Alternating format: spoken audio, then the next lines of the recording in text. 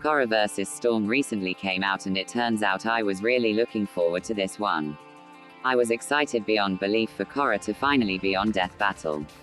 She is without a doubt one of my favorite fictional characters period, and seeing her on the show made me smile. I didn't care for Storm as much, but she's cool, so I'll take it. I realized after I finished my Akuma vs. Shao Kahn review that I wasn't pissed at Korra vs. Storm. I was pumped for it. I had so much to look forward to, and I knew that out of my friend group, I was the one who was likely going to get the most out of it. And I do feel like I did, and I got enough to say to fill up a review. I will admit that the preview had me a little worried. Korra wasn't portrayed that well in the preview, and I didn't like her voice, which was a bit of a letdown. And her custom sprites had some really bad moments. It was all fine on Storm's end at least. Now the episode has released and it's had time to sink in, and my thoughts changed a lot, so let's see how and start the review. I'm not feeling well.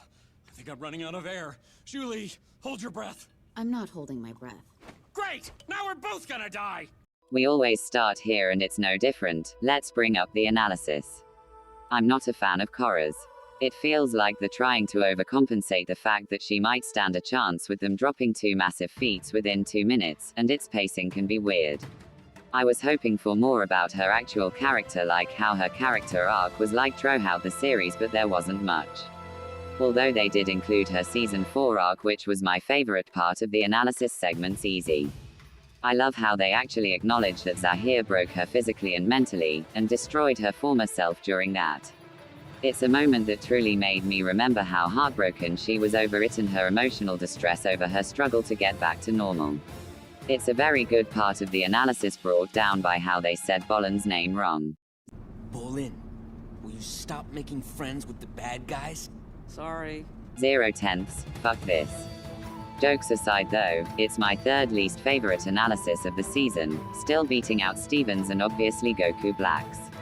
Still has an amazing end clip and I love it.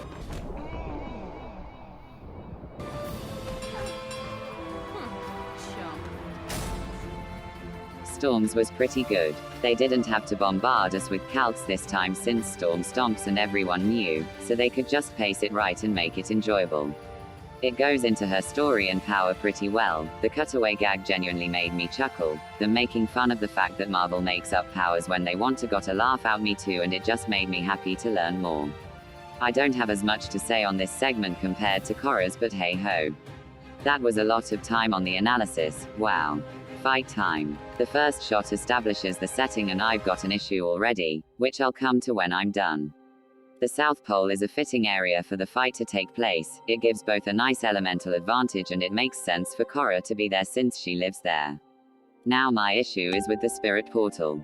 Why the hell is it there? It straight up should not be there and doesn't make sense in the context of what is clearly the legend of Korra world they're in. Both spirit portals are within forest areas, and they're both nowhere near where Korra is situated. It honestly reminds me more of an Avatar area instead of a Korra area. Alright, enough yammering about the setting. We get a taste of both their voices pretty much immediately, and this set a red flag for me almost immediately. Korra, in her quote-unquote boredom, smashes apart a massive glacier which Storm is alerted to. This is immediately out of character because Korra definitely has enough control to not just break a massive plot of land out of sheer boredom. She'd probably just yawn or something, but instead we need a stupid way to get it going. I'm also not sure why Korra is there in the first place. We never get enough context to understand why.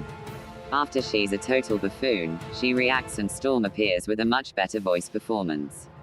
Not to say either are bad, by the way. Amanda Julina Gonzalez does well to try and capture Korra's personality, but it doesn't always work. Especially at the start, but I guess she ironically was just warming up. However, it's a whole other story with Storm. Shara Kirby is phenomenal in the role. She really captures how honorable Storm is and really grasps her personality and tone well. Sucks that the first exchange is just kinda bad.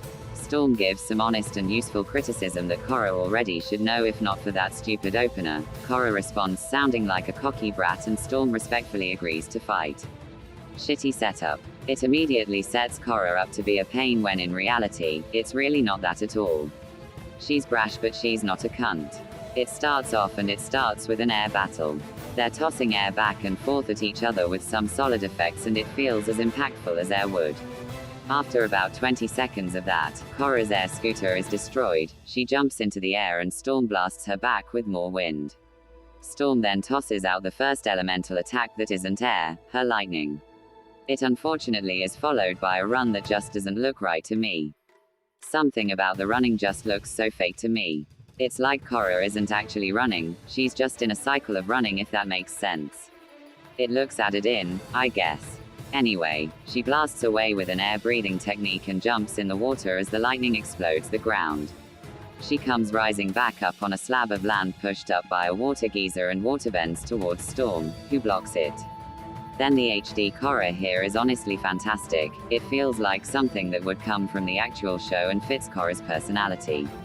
This literally lasts a second and it's still amazing, I guess you could say that set a standard. Not a high one but still, a standard. Water grabs Storm and fucking launches her into the water, as Korra jumps off the slab and uses another air scooter. Storm bursts out of the water and causes a whirlpool which genuinely looks phenomenal. It's just an effect but holy shit does it look good. Inside the whirlpool, Korra goes in and Storm fires those very good looking ice effects used in Zuko vs Todoroki, and Korra leaves while delivering her first good line. If I knew a whirlpool would cause a good line, I would have just caused one myself. She metal bends two Satamobiles and they trap Storm. Wait, why is there two? Korra was the only one there and it's the old model too. Also, why is there two of them? Did Storm drive there? Whatever. She metal bends two Satamobiles and traps Storm, before tossing her into the spirit world. That starts my favorite scene of the episode. Storm bounces into the spirit world and lands in the fog of lost souls, followed by Korra shortly after. She starts freaking out with souls popping up everywhere, and it gives us some nice cameos like Commander Zhao, Ben 10, and even Nemesis Bloodreich, and that's based. Storm genuinely begins to lose it with some great looking hand-drawn stuff that leads into an absolutely incredible shot of Storm struggling to get up as the circle of sanity below her starts to shrink. You can even see it almost completely shrunk when Storm summons her whirlwind. It's incredible character animation and all of Shara Kirby's deliveries are perfect to make this possibly one of my favorite scenes in all of Death Battle. Storm summons her tornado and destroys the Cabbage Man's cabbages and he gets a legitimate laugh out of me over his pure overwhelming PSTD from the past 2 episodes he was in. Then he gets caught in the tornado and he was never seen again. We get probably the best HD shot with Storm looking down at Korra in the tornado, it's absolutely stunning. However, while I think it's the best, it's not my favorite HD shot because that's coming soon. Korra actually acknowledges that her opponent isn't a bender and goes into the Avatar state, and blasts up with Storm firing more beautiful effects, but Korra just airbends through and punches her in the face outside of the Avatar state for some reason. This is the only time it happens and it's confusing.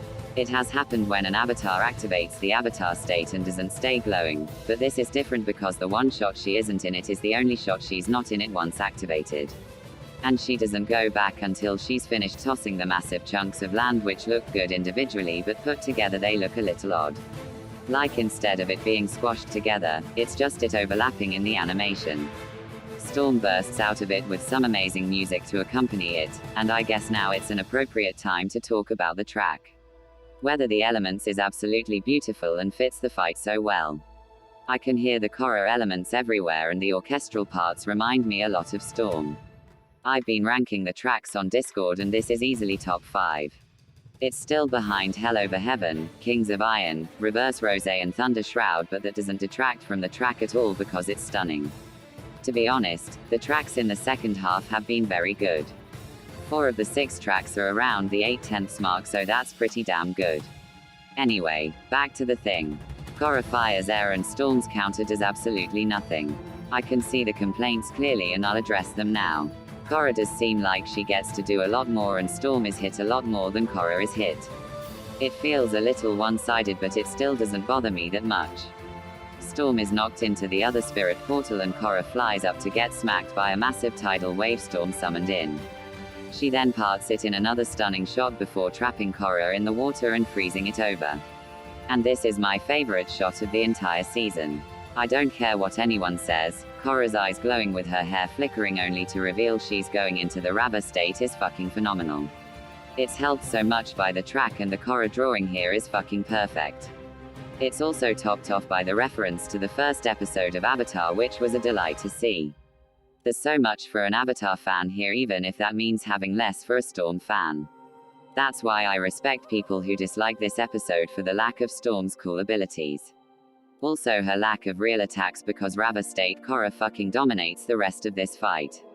She fire bursts out of the cage and blasts towards Storm before we get this very detailed sprite shot that's actually quite cool. Korra lands a great combo on Storm before trapping her in some rocks. And she T-poses. Why, I noticed that, I'm not sure, but I guess they accidentally added the model with no animation. Korra gets a line I don't really like because it doesn't fit her currently being in her strongest form, but it is matched out by the close-up on Storm and Shara Kirby killing it again with a single word. The lightning feels very impactful landing on Korra, and her redirecting it like in the comics is based. But it's in turn redirected by Storm and we get the death. I think the build-up is pretty good. Korra still fighting on even after taking the lightning bolts is cool, and Storm redirecting them herself with it zooming in on it charging up at Korra's head really made me tense for the killing blow. Speaking of that, we get the second silhouette death of the season, and this one is way better. The delivery on the scream is perfect, and this shot right here is so painful I can't stop imagining it in my head. And while I was annoyed originally that she stayed in the Rava state, I was wrong. That's not the Rava state, her own fucking eyes rolled back into her head, and that's a brutal thought. The water swallows Korra and Storm gives a line that fits her character more than I expected it to. It shocked me how noble of a line that was. It's rather great, honestly.